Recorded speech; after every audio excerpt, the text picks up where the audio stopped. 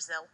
It's a game that they could only draw, which means they have not been able to win 3 points from any of their 3 games so far, and it's not about to get any easier. Next up, it's Colombia in Barranquilla, and in fact, that's not the only hard game that's coming immediately up for them. It's not. I mean, JP will tell you about Barranquilla in a moment or two, but they've got that away match, they've got Chile away, that's 5 games, they've got 2 points at the moment. Let's say they pick up 1 point from these 2 away games, which I tell you what, they'll do well to get that. They've got 3 points from their first 5 games. You start to wonder, like, if Ecuador are on 15 points, Argentina on 5, is there actually a chance Argentina won't make it? I'm sure they will, but suddenly the question marks start sort of going into the back of your head. And Higuain up front did absolutely nothing, so it's just not working for them. Don't start these talk again, Gary. Go on, JP. I mean, listening to this coach Peckerman and Tata Martino just in the preview of the game, both of them express the importance of getting the 3 points. So Martino said, this is a game that we need to win. So Peckerman. The important for Colombia was that they got a fantastic result without anybody expecting it in Chile. All the criticism that Peckerman was getting prior to that game, I think it was a little bit unfair. Because over the years, if there's one thing that this competition has proven, is that if you win your games at home, you got a fair chance to qualify to the World Cup. And Colombia beat Peru in the first game. They went and lost against Uruguay. We ended up sitting with 3 points in the first couple of games of the competition. Now they got a result away from home against probably the best team that we got in South America. And now they go in with 1 day extra to rest, playing in the heat of Barranquilla that we have talked many times about it. It won't get any easier, although the recent history between Colombia and Argentina doesn't favor us. I think this is going to be, So what do you say? Colombia going to win or get a draw? They have to. They have to, Gary. They need to win. So I'm saying Argentina will be in trouble. If they win, the problem right now is created by Ecuador, to be honest with you. Because right now they have Ecuador sitting in I think it's 12 points out of the first 4 games. And, nine points, they win the 12 points.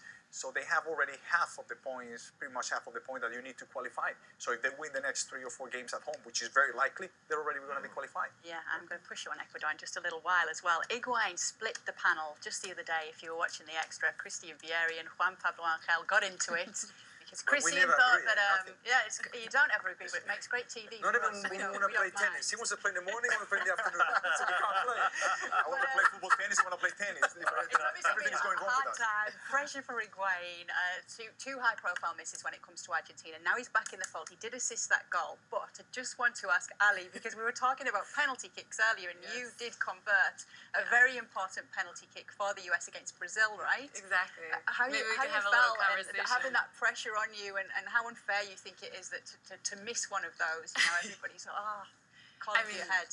Yeah, it's definitely pressure. I guess when I was walking up, I wasn't thinking about anything. And I remember Abby behind me, because I started to walk, and she was like, "Get up there, what are you doing?" I put a jog into it, and I was just like, okay. And then I kind of scurried up there. But I just focused on placing it. I kind of hit it with my purse at the time. So it just went. Good thing it was right in the corner so she can reach it. But yeah, I mean, it's a lot of pressure in the stage. I mean, there were 55,000 people there watching, and obviously at home and on the TV screens a lot more. So yeah, it's tough in that position. With Higuain. So what do you want from him tomorrow, Christian?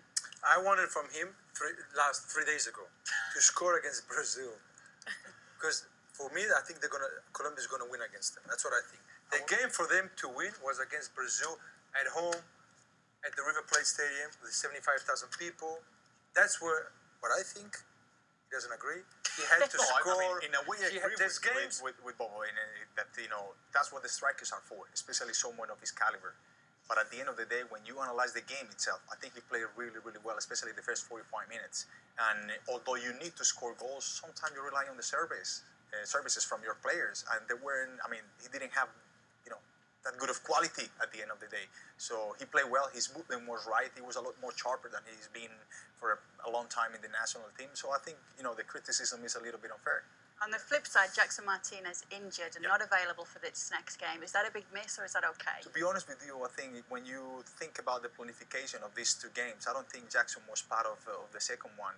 That's my opinion. I think he's going to play a team that possesses the ball better because of the heat.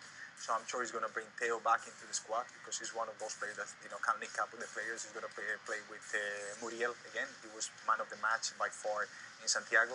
and a couple of more players in the middle, James and probably McNally or Cardona. Good fit players, so they can, don't run as much as they did in Santiago, but keep possession and don't overheat with the hit. Sorry. Yeah. So it's a real tough one for Argentina, this, and I agree with you. If you're at home, doesn't even matter if you're against Brazil. If you want to be one of the top sides in the world, you've got to try and win. And they were good first half, but then it really tailed off. And I mean, Ever Banega was their most dangerous player. I know what you say about Higuain scoring. I think maybe he didn't get service. There's four teams in the world: Argentina, Brazil. I'm talking worldwide. Italy and Germany. If you don't score for those teams, you don't score one goal.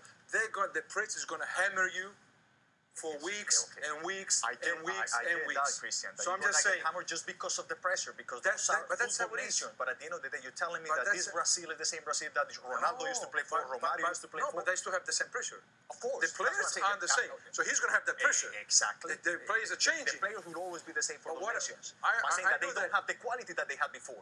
They don't have that. Exactly. Okay, but so I'm saying on it. So it would be the same. I'm going to go to your point. It would be the same for you playing with Totti and having Gattuso behind you just serving you the goals. Would it be the same? But the problem is that I don't wait for Totti and Gattuso to give me the balls. I got to work. I work. Because if I wait for them, what if they're not in a good day? What do I do? Just stand like this and wait for them? It will make a massive difference just to have someone like Totti or Del Piero behind you. I'm just saying. You have Di Maria, you have Dybala, you have Higuain. You're playing at home. I'm just saying. It's not Messi. I agree. I mean, as far as I'm concerned, none of them is Messi. He's one of the 7-8 biggest players in the world. Yes. I have to agree with you, yes. So he's not the 50th or the 100th player. He's not other players. I can't say that. He's Higuain. So if you're Higuain, sometimes, like I said, but I know you understand. I understand what you're saying. No, I do. But you have to, even it's better to play bad, but you got to score 1 or 2 goals because you need to score goals to make your team win. Especially your team's not playing so good. His team has to help him. You're both got a good point. You're right. But you know, you're right on it. Let me tell you one thing. The service wasn't coming in. 20 years I played soccer. You know how many times my team helped me in 20 years? 38 games a year. Maybe 5 times. They gave me the ball in front of me. Because you gotta work. You don't just wait. You cannot wait for it.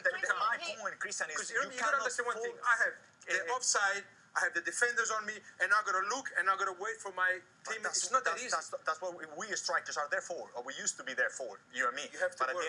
At the end of the day, you cannot fault his work ethic. I think he no, worked hard. Of course. If you don't work, what are you gonna do? You're gonna stay home if you're not gonna work. How's he not working and looking for opportunities if he assisted that goal? Okay. What about the second half? You don't play the second half?